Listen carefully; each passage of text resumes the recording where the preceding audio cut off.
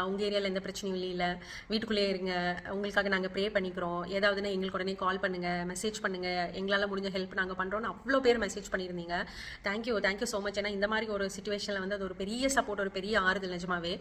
நிறைய புது நம்பர்லேருந்தெல்லாம் நேற்று மெசேஜ் பண்ணியிருந்தாங்க. நான் ஒரே ஒரு தடவை சென்னையில் ஒருத்தர் கேபில் போயிருந்தேன், அவரோட நம்பர் நான் நோட் பண்ணி வச்சுருந்தேன். ஈவினிங் ரிட்டர்ன் வரும்போது சென்னையில் முடிஞ்சவங்களுக்கு கால் பண்ணுறேன். அவர் ஞாபகமாக நியூஸ் பார்த்துட்டு, மேடம் பத்திரமா இருக்கீங்களா, நம்ம ஒரு தடவை தான் மீட் பண்ணோம் அப்படின்ட்டு அவரெல்லாம் மெசேஜ் பண்ணியிருந்தாரு.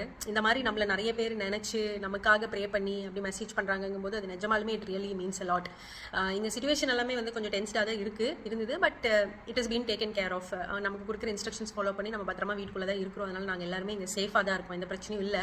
பிரச்சனை இருக்கு வெளியே, பட் அது வந்து டிஃபென்ஸ் அவங்க பார்த்துக்கிறாங்க. நம்ம செய்ய வேண்டியது நம்ம பத்திரமா வீட்டுக்குள்ளேயே இருக்கிறது, அவங்க கொடுக்குற இன்ஸ்ட்ரக்ஷன்ஸ் ஃபாலோ பண்ணுறது, இதெல்லாம் பண்ணிட்டாலுமே நம்ம சேஃபாக இருப்போம். இந்த ட்ரான் மிசைலோட அந்த இன்டர்செப்ஷன் சவுண்டு தான் கொஞ்சம் லவுடாக இருக்குது. மற்றபடி நாங்கள் எல்லாருமே இங்கே ஓகேவாக இருக்கோம்.